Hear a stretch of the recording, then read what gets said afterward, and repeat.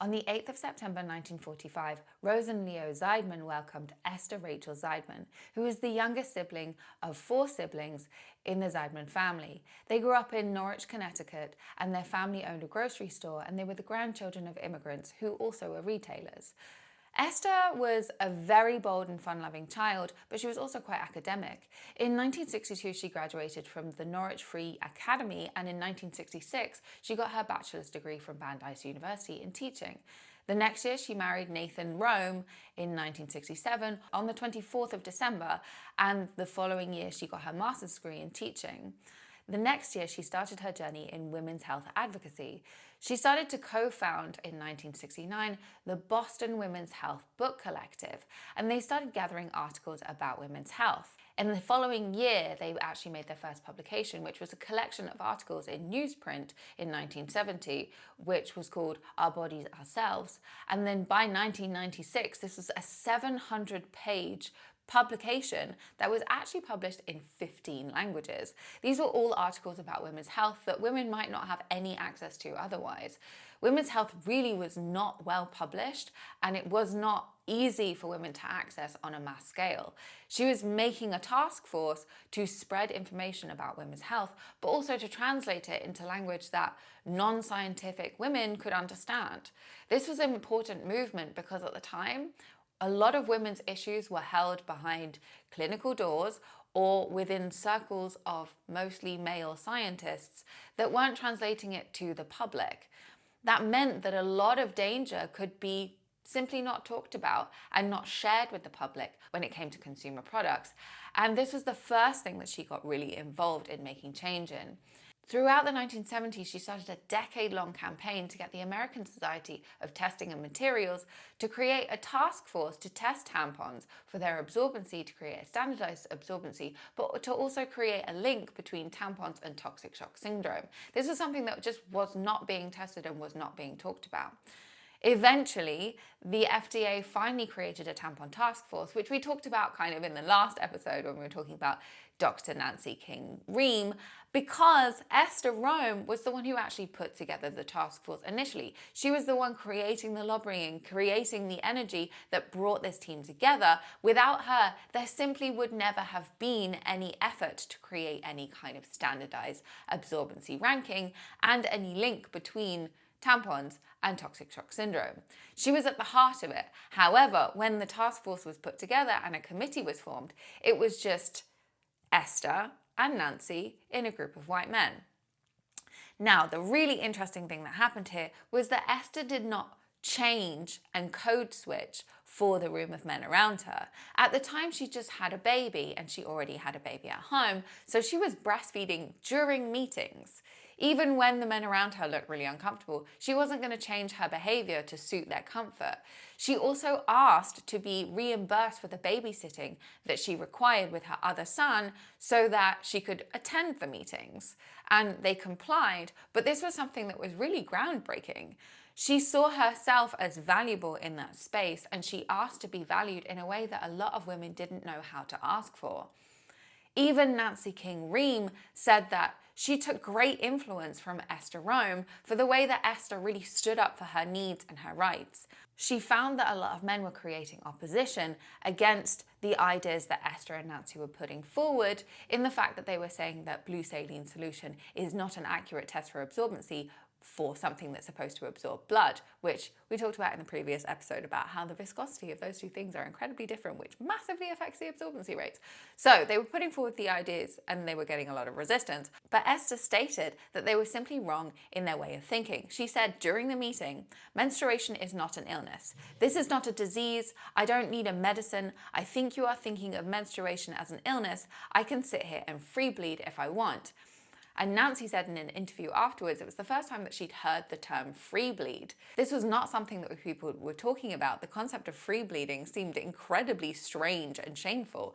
But Esther was reminding them that nature requires that women bleed. This is not something that needs to be fixed. This is not something that needs to be hidden. This is something that needs to be accommodated for in the modern world. Esther was changing the dynamic, because in that meeting, the men were saying, we are creating a clinical tool to remove and basically absorb away menstruation from the working world, from public spaces, and from the issue of having to deal with it in the home. Well, Esther was saying there is always a natural and safe option for me to have my menstruation, and that's free bleeding. If you don't want me to free bleed, you need to create a tool that creates safety around me having my menstruation in work, public, and home spaces.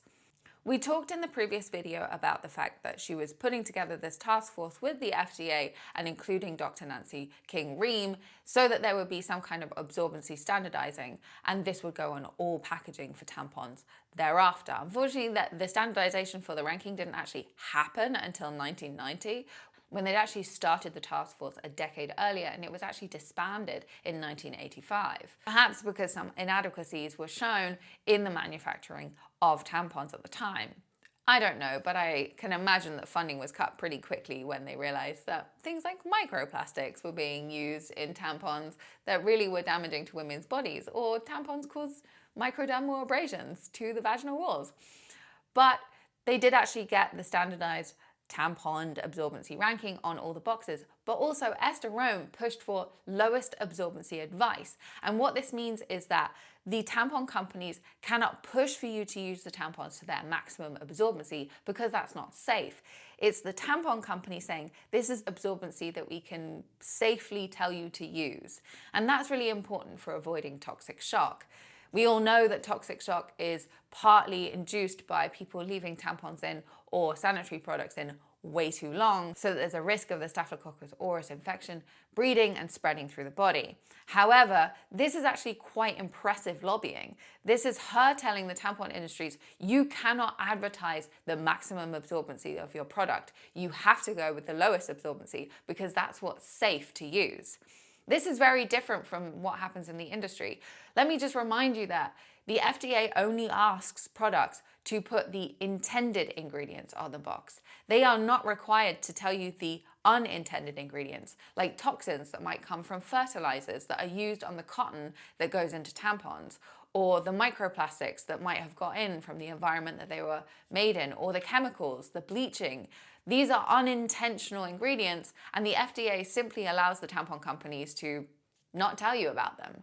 We therefore have a barrier to testing those unintended ingredients' effects because they simply aren't documented. How can we know which products to test and for what when we have no idea what herbicides the cotton growers are using, or what kind of cleaning products are used in the factories that are developing the tampons, or what kind of microplastics are getting into the tampons? We can't test for those things if we don't even know that they're there in the first place. In 1985, the Tampon Task Force was disbanded for unknown reasons. And so she and Jill Woolhandler actually co-authored an article that was published in the New York Times about the inadequacies of tampon testing and how tampons hadn't really been fully safely tested at all, despite the testing that they were doing. The FDA had cancelled the funding and the tampon manufacturers were no longer interested in being on the committee that was testing these tampons.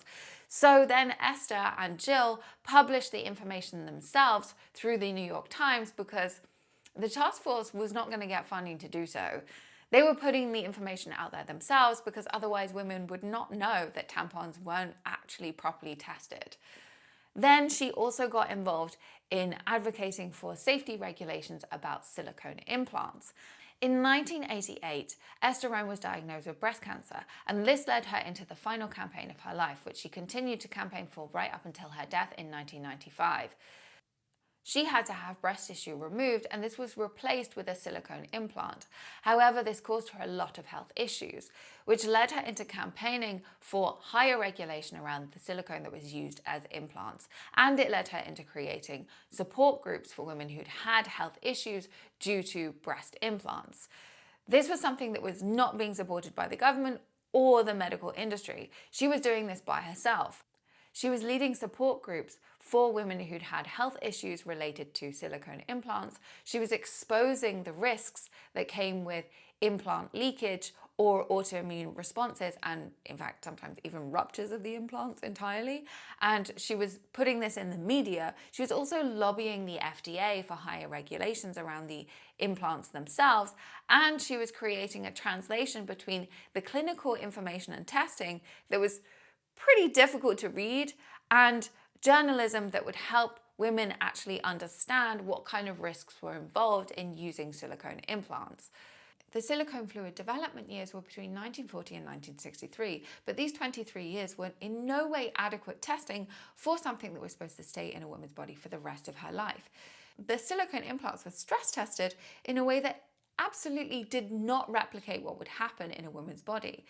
They were kind of just battered around to see if they could handle stresses like being poked with an underwire, but they weren't tested against a system that is designed to break down foreign entities biochemically over decades. Nothing like that was happening in the testing. So naturally there were going to be leakages, and when the body was trying to digest those foreign objects, the bits of silicone and the implant material that was leaking through the system, it didn't have anywhere to put it. We're not used to the body being implanted with silicone and then trying to rid silicone from our cells. That's not really how the body works. So no wonder when the silicone was leaking into the body and the body's autoimmune system was trying to get rid of it, it was having a reaction over and over and over and over because it couldn't get rid of the silicone from the cells. This was causing long-term issues that the people who manufactured these silicone implants weren't taking responsibility for. So Esther was creating support groups for women who were left with lifelong autonomic response issues. She was also doing research about the contextualized issues that were causing women to have breast implants in the first place, even if it wasn't for the sake of recovering from breast cancer. This would create autoimmune disorders for the rest of these women's lives. And she was creating advocacy around this, which actually later on did increase the regulations around the silicone implants. But she also was creating contextualization of the reasons why some women were getting implants in the first place. The treatment she had to try and lessen the health issues surrounding her breast cancer simply didn't work, and she ended up passing away from breast cancer in 1995, whilst in the midst of co-editing Sacrificing Ourselves for Love with Jane Wegscheider Hyman, which was finally published in 1996. I highly, highly, highly recommend this book for women of all ages and teenagers. It is so important that we recognize the ways in which we are subordinating ourselves and our health for the sake of societal norms. This was a super important book, and I wish it wasn't important today, but if there was one book that I would give young women or teenage girls, it would be this one. I'm going to read you a quote from the introduction, but I would highly encourage all women, no matter what age, to read this book because unfortunately it's still relevant. It's all about why we do things that are negative towards our own self-preservation and our own health, because we are looking for acceptance within society. It's so important that we liberate ourselves from these activities which have been normalized. So I'm just going to read this from the introduction now, and you can understand why this is still something that's unfortunately so relevant today. In all areas, appearance, intimate relationships, and physical love, we are called upon to please by caring for others, putting their needs before our own, deferring to their wishes and opinions, and avoiding conflict even when we are angry. Such consistent deference towards others' wishes reveals that we do not take our own needs as seriously as the needs of others. Some of us experience this by feeling guilty or anxious if we do something or refuse to do something solely for our own benefit. Now, this is not something that I experience now, but this is definitely something that I experienced as a young woman and especially as a teenager. I felt super embarrassed about the hair on my legs, and I could sometimes be pressured into sex just by feeling really awkward about a situation. I now feel liberated to show off the hair in my armpits or my legs, or protect my needs when it comes to my period at work, or say no to sexual encounters. But I definitely, as a teenager and young person, didn't know how to do that, and I wish I'd had that book. I also know that there are women my age who still put the needs of others first, even in a situation where it puts their health at risk, and they don't know how to advocate for their body in its natural state. Often women's health becomes a secondary priority to women being accepted in society or in romantic circumstances. How many women do you know who are blocking their pores with toxic antiperspirants because they think that sweating on a date is a nightmare, or shaving their legs and spending money that they don't have on razors because they feel that they won't be accepted into work if they have hairy legs? How many women do you know who haven't actually checked what's in their tampons because they just want to get through the workday without bleeding?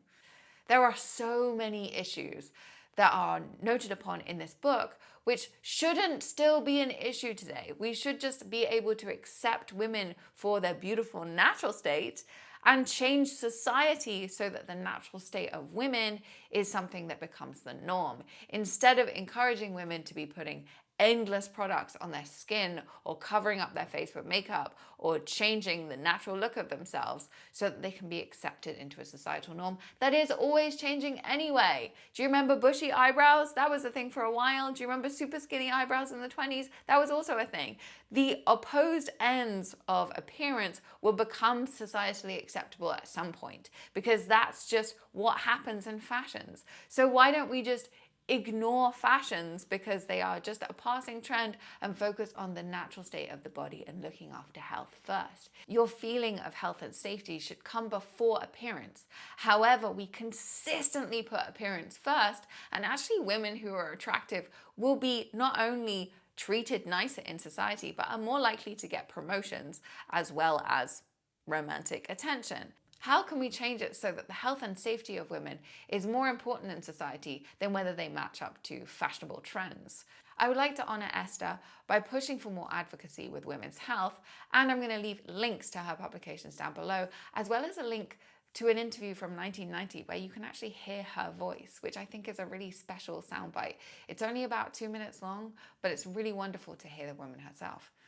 Please advocate for your own health and safety wherever you are, whatever gender you are, and try and remember that fashion is just a passing fad.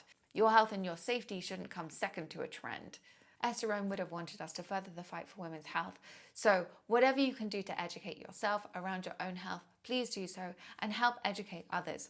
If you read a scientific paper that you think is important in regards to women's health, please try and translate the information of that document into layman's terms and share it with other women. There is such a barrier when it comes to getting already publicized information out of the scientific terms and into the public sphere. That translation is work that still needs to be done. So even if we are managing to get funding for women's health research, it also needs to be given to the public in a way that they can digest it. If you have the time and the space to help with that fight, please use some of the links that I'll put down below to educate yourself and help educate others.